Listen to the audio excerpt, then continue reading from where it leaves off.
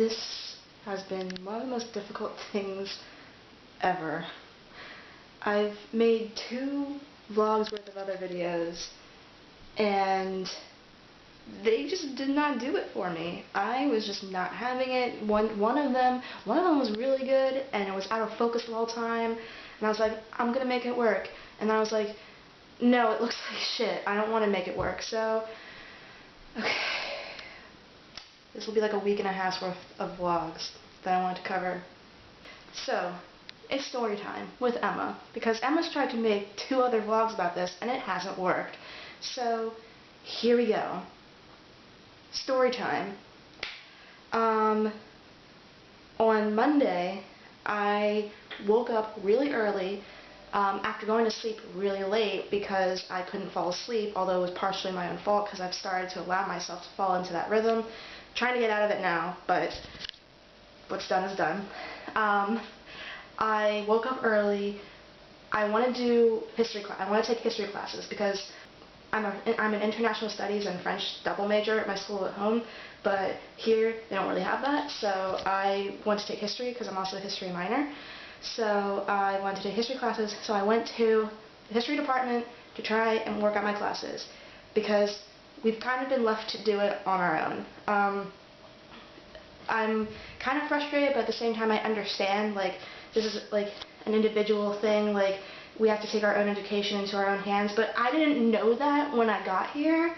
Like, nothing was kind of like, some things were explained and like sometimes it was very helpful, but sometimes it was just kind of like, here's some papers, go do it, and I didn't understand that. So, and there's another girl here who's from the United States, and like every day, well, until recently, we would come together every day to hang out.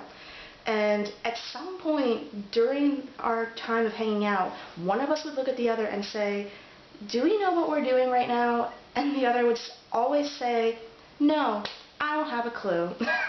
So we were both just kind of lost. We asked people who had been here for the semester what we were doing. They were like, I don't fucking know. So, yeah, we just been kind of in the dark.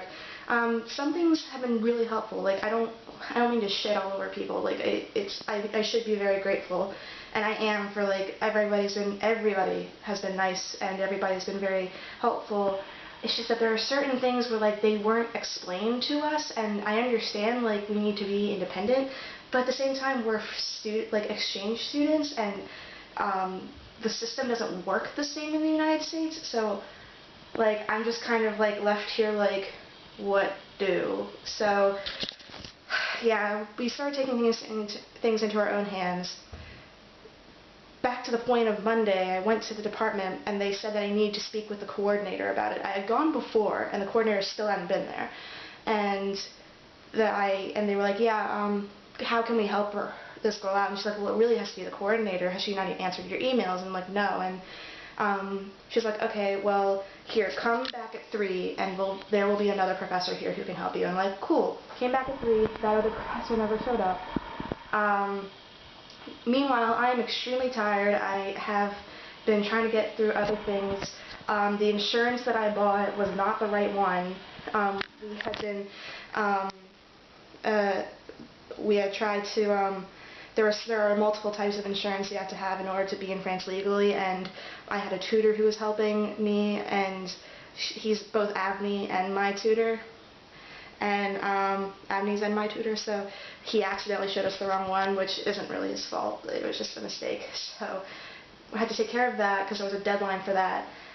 All this other stuff came back at 3, and she wasn't there, and I was like, okay, so what do I do? And they're like, well, we'll give your email address to the coordinator, and she will email you. And I'm like, cool.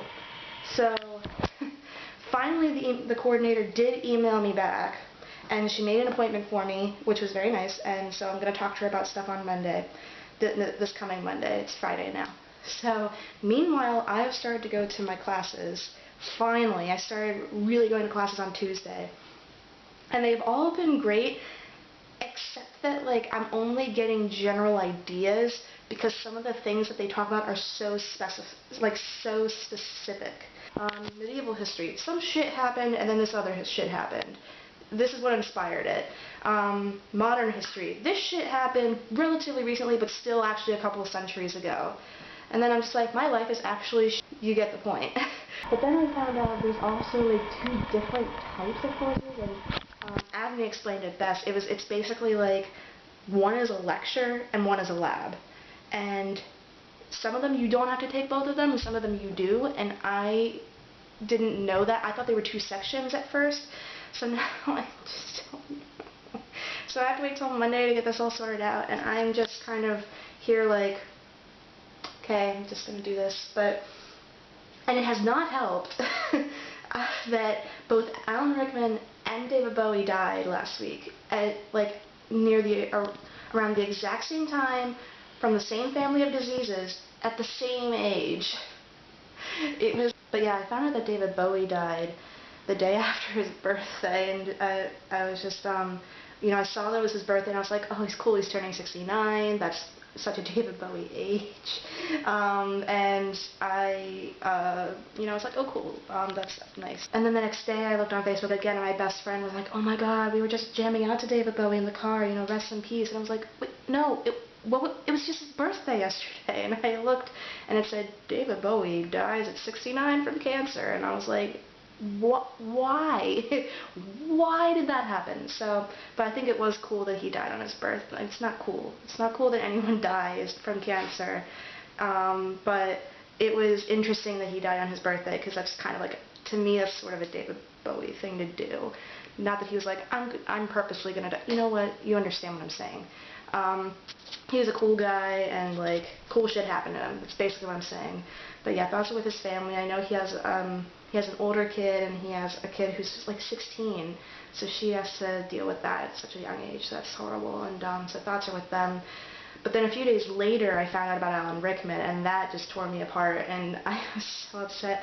I was sitting with Avni, who's the girl that I'm studying with from America, and Brian, our tutor, who's French, and we were sitting down to actually get that insurance, and maybe that's why we got the wrong insurance, but I was just too distraught.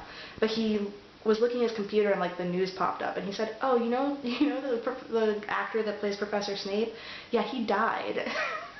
I was like, and he said it like it was just going to be like, oh, that's like sad, like in a normal way, because it's like, oh, he played an important character, and I went, no, he didn't. And then he was like, yeah, he did. I was like, no, he didn't. And he was like, yeah, he did, and he showed it to me, and I saw he was, and it was just, I started crying. It was like Leonard Nimoy when he died last year. I loved Alan Rickman so much, and like, he was awesome as Snape, and that was when I knew him most. But that was where I knew him most. But I also loved him in Sense and Sensibility and Love Actually. He was like one of the main reasons I watched Hitchhiker's Guide to the Galaxy. I came to watch Martin Freeman in it because I knew he was in it, and then when I found out that Alan Rickman was playing the what is it?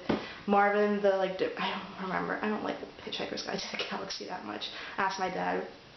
But when he played Marvin the android, it's Marvin the paranoid android. There you go. I'm smart. But yeah, it was so funny. His voice, just listening to his voice sounds so horrifically depressed. It was just the funniest thing. So, and he was great, so I felt really bad. But poor Alan Rickman, poor David Bowie. That cancer is horrible. It just is horrible. But yeah, that's where I am. And then on the other thing too is that I've been trying to get videos of things, but there's this whole like legality aspect to it that I looked up, and France has different laws, and I don't want to risk getting sued at 21. Okay, it's just not yet. Maybe when I'm 30, not at 21. So yeah, that's where I am right now. We've been mostly walking around town. We went to a bookstore we've been going to the grocery store a lot, which, like, just for anyone who's interested in France or who's going to come to France, the grocery stores they're pretty nice. They're either, like, from what I've seen, I've been to, like, several places in France, most of the grocery stores are either, like, markets, not outside markets, but, like, smaller, like, they look like 7-Eleven, but they're not 7-Eleven, they're grocery stores. Or they are like Target in the United States, and if you don't know Target, if you know Walmart, it's like classy Walmart. So that's basically it. So I don't have any pictures or anything that I want to put in a video, but I do have like a nice time lapse for you guys at the end. So hopefully more things will make sense next week, and there will be some more good news. Maybe I'll find out when Sherlock season 4 comes out. I don't know, but I don't know. So now I've been trying to clean to keep myself busy because I'm kind of bored and I don't want to do work, like schoolwork. And not that I don't have a lot right now, but I still don't want to do it. Yeah, I'm probably gonna watch Sense and Sensibility. Actually, I've been wanting to watch it for a while. Gotta get my Kate Winslet and Emma Thompson in, you know. So, all right. So I will see you later, Vlogsphere. See ya.